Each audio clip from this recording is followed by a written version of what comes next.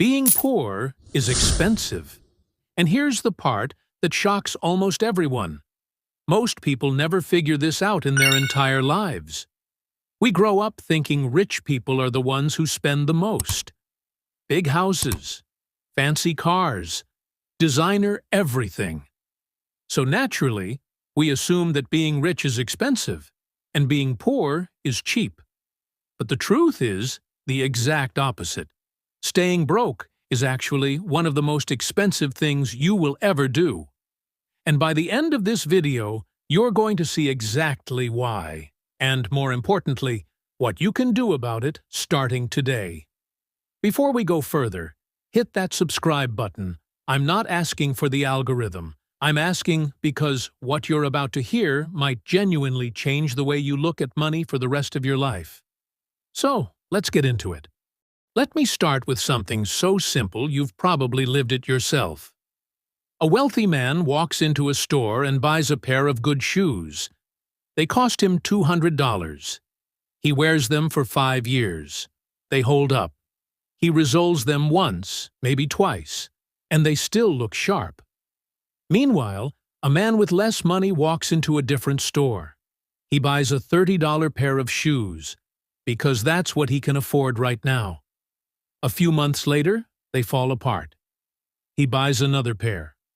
A few months later, that pair falls apart too. He buys another. And another. By the end of those same 5 years, he spent more money than the wealthy man did.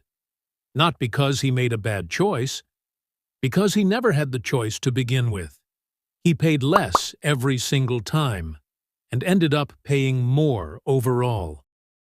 Have you ever noticed that pattern in your own life? Where the cheaper option quietly cost you more in the long run? Drop a comment below and tell me about a time that happened to you. I read every single one, and trust me, you are not alone in this. This right here is the first trap nobody warns you about. When you don't have savings, you don't get to buy quality. You get to buy for now. And for now always comes back to bite you later. Now, let me introduce you to someone. Let's call him Marcus. Marcus works hard, really hard. He wakes up early, goes to work, grinds through the day, and comes home exhausted. At the end of the month, his paycheck lands. Things are tight, but they're manageable. He's getting by.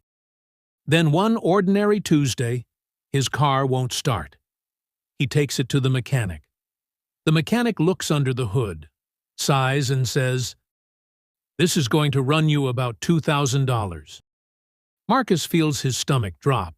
He checks his savings account. A few $100s? That's it. That's all there is. So he does what millions of people do in that exact moment. He pulls out his credit card. Sound familiar? Maybe it's not a car for you. Maybe it was a hospital bill, a broken phone you needed for work, or rent that came due before your paycheck did. If you've ever felt that specific kind of panic, checking your account and silently praying the number is bigger than you remember, you already understand exactly where this story is going. Marcus puts the $2,000 on the card. But here's the thing about credit cards. The bill doesn't end there. Interest starts piling on. Month after month, he chips away at the balance, but the number barely moves. By the time it's finally paid off, the $2,000 repair has cost him over $3,000. An extra $1,000. Gone. Not because he made a mistake, because he didn't have a safety net.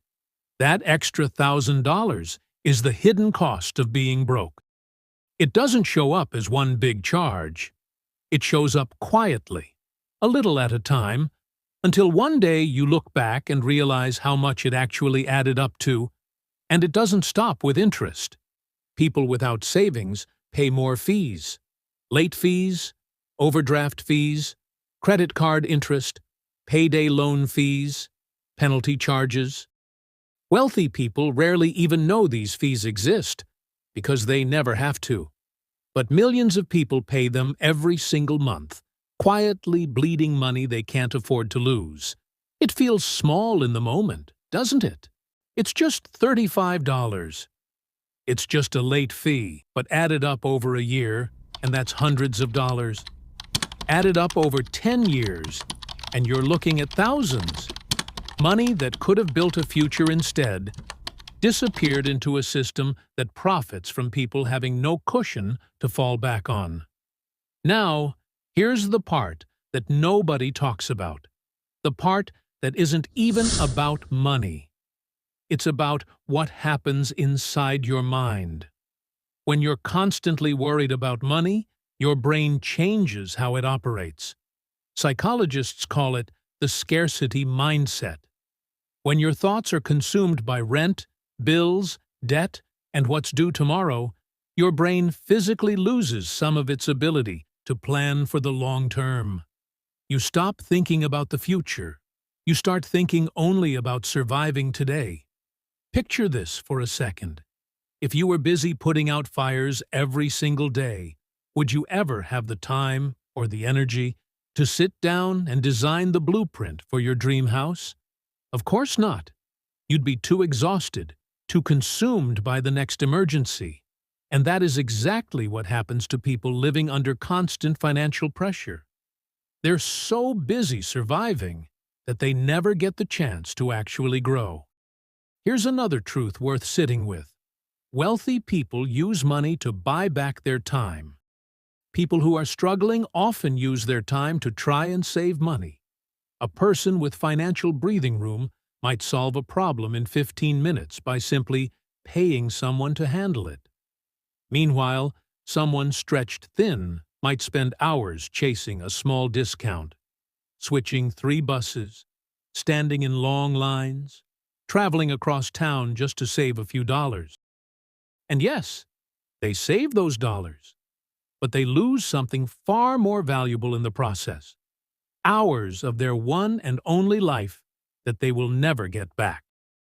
Which trade would you rather make? I'm genuinely curious. Tell me in the comments. Would you rather save money or save time? There's no wrong answer, but I think you already know which one is harder to earn back. And then there's the cost that almost nobody calculates. The opportunity that quietly slips away. Imagine a great business opportunity lands in your lap, or a chance to learn a skill that could completely change your career. But you don't have the money to take it. So, you let it go. Years later, you might look back and realize that single opportunity could have changed the entire direction of your life. But it's gone. Most people never even count this kind of loss, because it doesn't show up on a bank statement. There's no receipt for the life I could have had. But it is, without question, one of the most expensive costs of all. So here's the real question. How do you break this cycle? The answer is surprisingly simple. It's not about getting rich overnight. It starts with safety. It starts with a small emergency fund, maybe $1,000 to begin with. Then, slowly, $5,000. When you have that cushion, something shifts. Small problems stop turning into full-blown disasters. The car breaks down. Life doesn't stop. A medical bill arrives. You don't lose sleep over it. You lose a job. The world doesn't end. And that's where real change begins, because money isn't just the ability to buy things. Money is peace of mind. Money is the freedom to make decisions instead of being forced into them. Money gives you the room to actually think about your future instead of just surviving your present. And the moment you start thinking about the future, that's the exact moment wealth building truly begins. So remember this. The biggest lie about money is that becoming rich is expensive. The truth is, staying broke is what's actually expensive. Every single day you live without any savings, you're paying a cost you can't see. Invisible interest, invisible stress, invisible opportunities, lost forever. And none of it ever shows up neatly printed on a bank statement. Wealthy people don't just earn more. They pay for fewer mistakes, less interest, fewer penalties, less stress weighing on their shoulders. And that is exactly why, year after year, their money grows faster. Not because they're smarter, but because they built themselves a system that protects what they have. You don't need $1 million to change your life. You need one decision, one small amount saved today, one better habit started today, one conscious step taken today. Because financial freedom isn't built in a single day. It's built from small decisions, repeated day after day after day. And that decision can start right now. Not tomorrow, not next month. Right now, in this exact moment. If this story hit home for you, I want to hear it. Tell me in the comments. What's one small step you're going to take today to break this cycle for yourself? And if you want more stories like this one, make sure you're subscribed, because this is just the beginning. I'll see you.